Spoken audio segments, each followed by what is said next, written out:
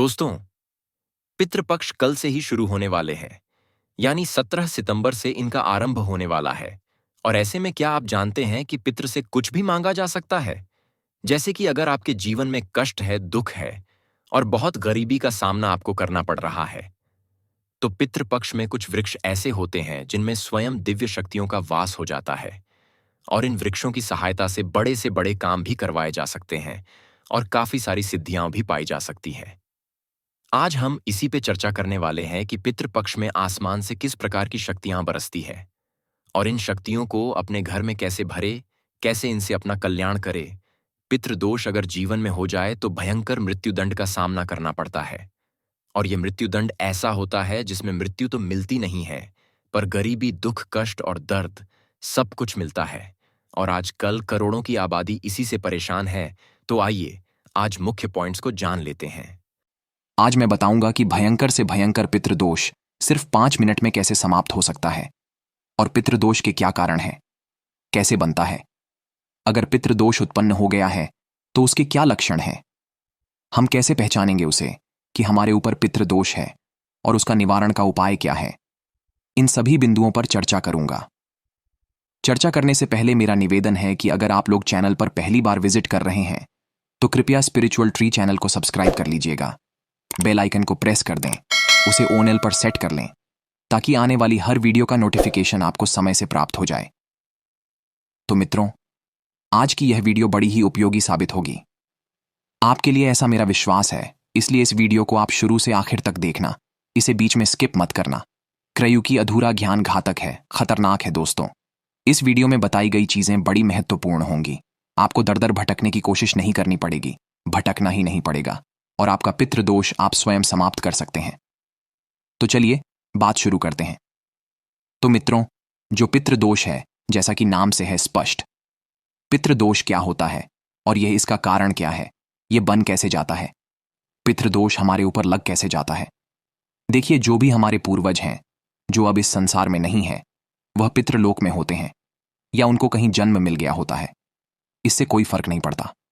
तो यदि हम कोई ऐसा कार्य करते हैं जो हमारे पितरों को पसंद नहीं है, जैसे हमारे पितृ लोग जो है वह सात्विकी प्रवृत्ति के थे और हम नशा पानी करते हैं, हम मांसाहार करते हैं, इससे हमारे पितरों को बड़ी परेशानी होती है और हमें यह दोष लग जाता है। यदि हम किसी बुजुर्ग का अपमान करते हैं, किसी संत महात्मा को सताते हैं, किसी गरीब को सताते हैं, तो इन स्थितियों में भी पितृदोष उत्पन्न हो जाता है। ठीक है, अब बात करते हैं कि पितृदोष के लक्षण क्या है। तो मैं आपको बता दूं, जरा सी बात पर घर में अशांति पैदा हो जाती है, लड़ाई झगड़ा शुरू हो जाता है, साफ सफाई को लेकर के ही घर में झगड़े शुरू हो जाते हैं। कोई वजह नहीं होती विशेष, लेकिन झगड़े शुरू हो जाते हैं। घर में सुख है, पैसा भी आ रहा है, लेकिन फिर भी शांति नहीं है। कोई किसी सदस्य को शांति प्राप्त नहीं होती। अगला लक्षण यह है कि हमारे शादी विवाह में अड़चन शुरू हो जाती है, शादी विवाह में देरी होती है और यहां तक कि हमारी वंश वृद्धि भी रुक जाती है। तो ये लक्षण भी हमारे पितृदोष के कारण ही पैदा होता है। हमारा चलता हुआ व्यापार रुक जाता है, नौकरी में समस्याएं आने लगती हैं, प्रमोशन में रुकावट आ जाती है, यह भी पितृदोष के कारण होता है। हम कोई काम करते हैं तो गलत निर्णय ले लेते हैं, जिसकी वजह से वह हमारा कार्य सफल नहीं हो पाता। उल्टे सीधे हमारे निर्णय होते हैं, हमारी बुद्धि सही काम नहीं करती, यह पितृदोष के कारण होता है। और एक सबसे सटीक उपाय में आपको लक्षण में आपको बता दूं कि जब आप शाम को भोजन इत्यादि करके सो जाते हैं तो घंटे 1.5 घंटे के बाद आपकी नींद अचानक खुल जाएगी। उस समय आपको बड़ी तेज प्यास लगती है या फिर भूख लगती है। तो इससे यह साबित होता है कि हमारे पितृ भूखे प्यासे हैं।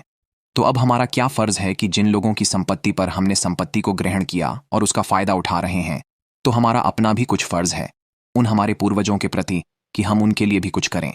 तो अगर हमारे पितृ भूख प्यासे हैं तो रात को हमारी नींद खुलेगी और फिर जल्दी नींद नहीं आएगी, 3-4 बजे के बाद में ही नींद आएगी। तो अगर ऐसा लक्षण दिखाई दे रहा है तो मैं आपको एक उपाय बता रहा हूं, करने में कोई हर्ज नहीं है, कुछ पैसा खर्च नहीं होता, विशेष आपको करना भी इसमें कुछ नहीं है। आप जब भी किसी तीर्थ स्थल पर जाते हैं, किसी नदी में स्नान करते हैं, किसी सरोवर में स्नान करते हैं, किसी पवित्र तीर्थ में स्नान करते हैं, तो उस समय आप अपनी अंजलि में जल भर लें और जल अपने पितरों के निमित्त विसर्जित करें, अपने दोनों कुलों के लिए। पितृपक्ष वो पितृपक्ष और मातृपक्ष दोनों के लिए आप करें। तो इससे क्या होगा कि आप अगर ऐसा करना शुरू कर देते हैं तो आप देखना कि अगर एक बार आप सो गए शाम को तो सुबह ही आपकी आंख खुलेगी। ये बड़ा प्रैक्टिकल प्रयोग है, इसको करके देख लीजिए। आपको इंतजार करने की जरूरत नहीं है, और प्रैक्टिकल में आपका खर्च भी क्या होता है, तो आप करिए, इसको करके देखिए।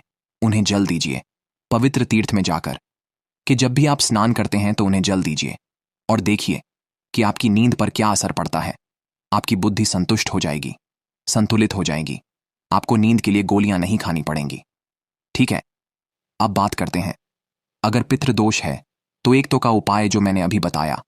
आपको दूसरा उपाय यह है कि संसार में 3 ऐसे वृक्ष हैं जिनमें पितरों का निवास माना जाता है, और उनमें अगर हम जल देते हैं तो हमारे पितृ संतुष्ट हो जाते हैं, शांत हो जाते हैं, हमसे खुश हो जाते हैं, हमें आशीर्वाद देते हैं। तो वो कौन से हैं? एक तो है वट का वृक्ष, बरगद का वृक्ष जिसको बोला जाता है, दूसरा है पीपल का वृक्ष, और तीसरा है वेल का वृक्ष।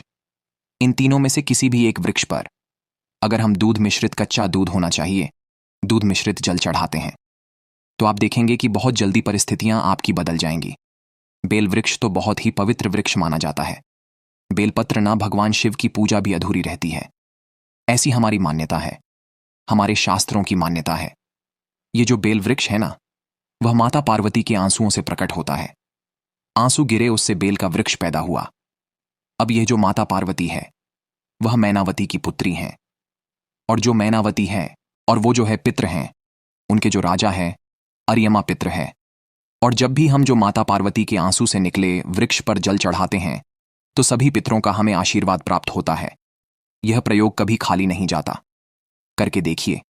अगला उपाय यह है कि जहां पर हमारा किचन होता है और वहां पर एक मटका रखा होता था पहले पानी का, आज वो व्यवस्था नहीं रही, तो जिस पात्र में भी वह जल रखा हो, बाल्टी में रखा हो, डिब्बे में रखा हो, मटकी में रखा हो, किसी में भी रखा हो, वहां से आप एक लोटा जल भरिए और ले जाकर कि भगवान शिव के शिवलिंग पर आप अर्पित कर दीजिए। भगवान शिव का अभिषेक कर दीजिए।